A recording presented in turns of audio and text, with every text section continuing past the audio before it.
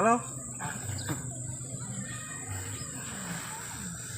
Oke, jumpa lagi di channel Info Milenial. Apa kabar Sobat Info? Semoga dalam keadaan sehat selalu dan semangat. Jadi kali ini saya akan sedang mengumpulkan media tanam ya. Jadi rencananya akan melakukan penggantian media alpukat ya, bibit alpukat. Jadi sekarang ini saya lagi di belakang penggilingan padi. Ini kita akan mengambil skam ya, tapi kita akan ambil skam yang sudah agak lama, sudah lapuk ya. Ini yang baru ya, masih cerah warnanya. Nah ini yang sudah agak lama ya, sudah lapuk. Jadi kita akan pakai yang sudah lapuk, nanti akan kita campur dengan bahan lainnya sebagai media tanam yang komplit ya. Oke, kita karungi dulu.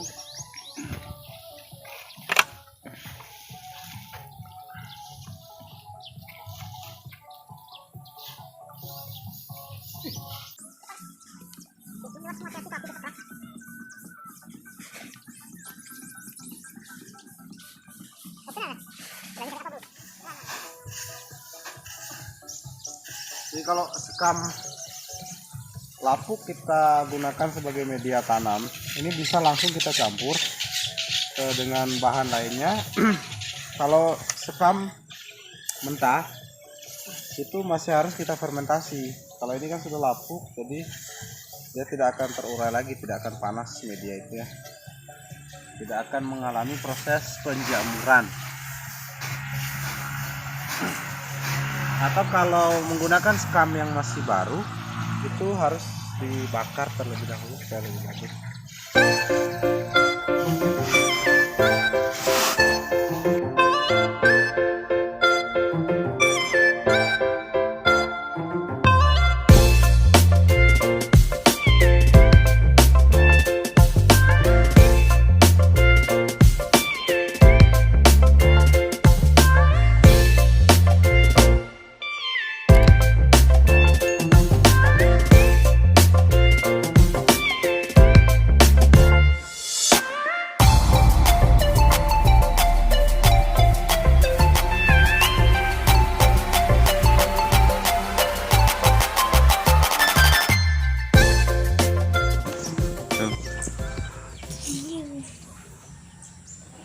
Oke, selanjutnya setelah kita mengumpulkan tadi bahan pertama yaitu skam bakar, skam lapuk. Nah, selanjutnya kita menuju sungai untuk mencari pasir kali ya. Nah, ini pasir kali juga kami manfaatkan sebagai salah satu campuran media tanam. Ya, ini pasir kali kita ambil di pinggiran sungai ya. Di pasir kali ini kan pasir yang bercampur dengan tanah.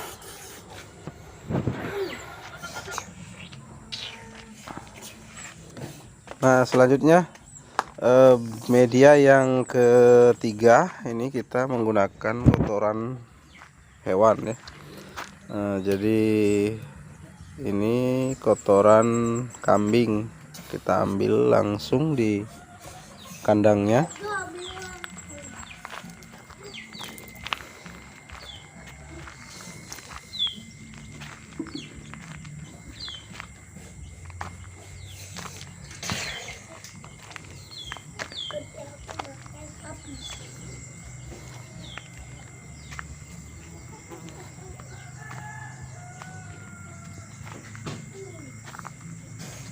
Kita menggunakan kotoran kambing yang sudah kering ya, hanya yang kering. Kalau basah jangan kita pakai, atau yang masih baru keluar kotoran kambing yang baru gitu, jangan dulu kita pakai ya. Ini minimal ya yang sudah 3 bulanan.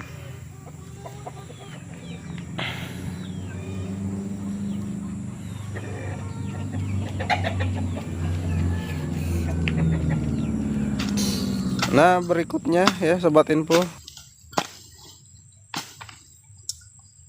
Halo. Ini saya lagi gali tanah kebun ya.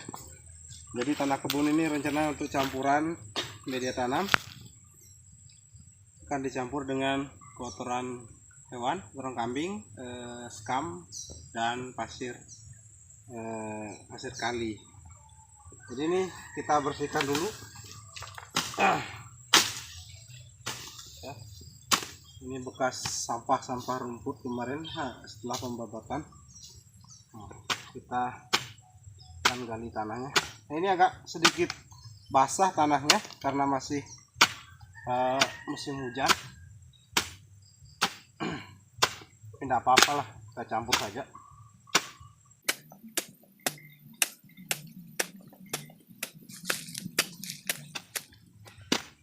Jadi tanah kebun yang kita pakai adalah tanah yang bagian atasnya saja.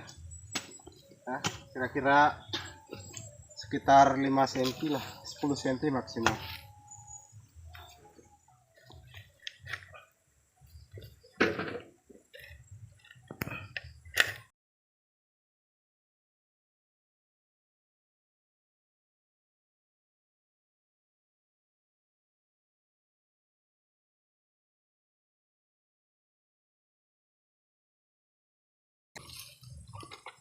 Oke, cukup ya.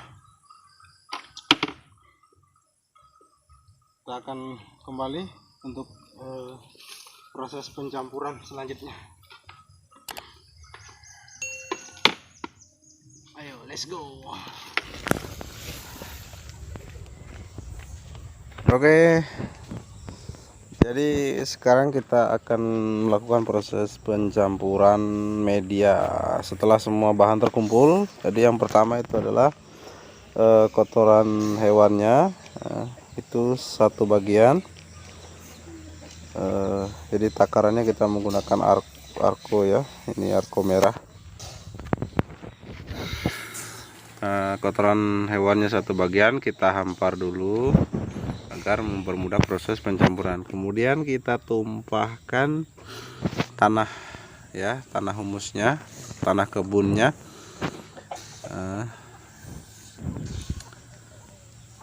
Ya, diratakan sedikit sambil dicacah ya. Jadi kondisi tanah kebun di sini tanahnya memang agak liat ya, jadi agak menggumpal gitu. Dalam artian kadar pasirnya sangat rendah. Kenapa di sini dibutuhkan pasir kali? Nah, ini untuk menambahkan ya kadar pasir dalam tanah ya, agar tanah tidak terlalu liat.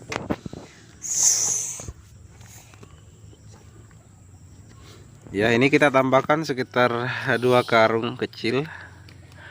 Ya, kalau kita perbandingannya dengan tanah sekitar ya 1/3 atau sampai 1/2 bagian ya dari tanah. Nah, keberadaan pasir di sini di samping dia juga mengandung unsur hara karena sudah tercampur dengan endapan sungai.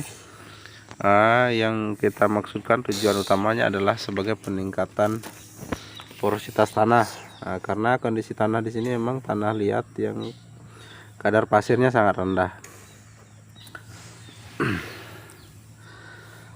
Nah, setelah itu yang terakhir itu media sekam. Sekam saya menggunakan sekam lapuk. Sebenarnya untuk lebih bagusnya boleh menggunakan sekam yang sudah dibakar atau arang sekam ya.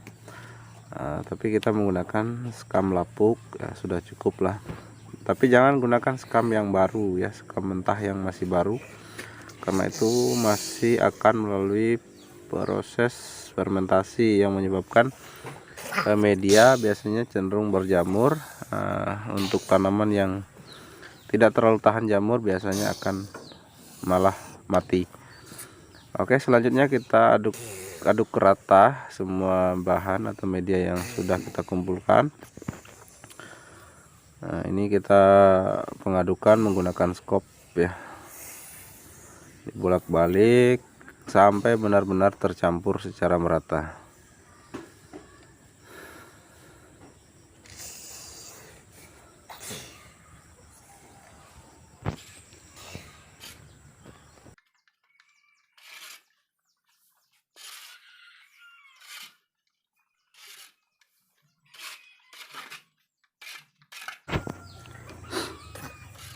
Oke, pencampuran media saya rasa sudah cukup ya, sudah merata. Sekarang kita langsung melakukan yaitu ini targetnya kita di awal ini pembuatan media kan untuk memindahkan atau menambah media gitu ya, menambah media pada bibit alpukat. Nah, jadi sebelumnya itu medianya dalam polybag kecil. Hari ini kita akan perbesar polybagnya. Jadi ya kalau di ibaratnya transfer media ya. Oke, ini polybagnya, kita pakai polybag yang ukuran lebih besar. Kemudian ditambahkan media yang baru yang lebih subur. Nah, ini agar bibit alpukatnya bisa berkembang dengan baik sebelum nanti kita salurkan ke kebun. Jadi kalau alpukat ini masih seukuran seperti ini, sebaiknya jangan dulu dikebunkan ya, tetapi kita suburkan dulu. Nah, salah satu cara penyuburannya yaitu dengan penambahan media baru. Nah, ini kita lihat itu kondisi akarnya sangat baik, tapi pohonnya sudah mulai kurus. Nah, karena ini tanda bahwa alpukat membutuhkan media tambahan, pupuk tambahan ya. Nah, kita perbesar polybagnya sampai nanti bibit alpukatnya benar-benar subur dan rimbun. Nah, baru kita transfer ke kebun atau ke lahan untuk siap tanam.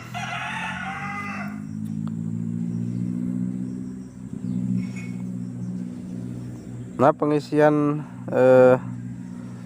polybag penggantian penambahan media ini kita sudah selesai.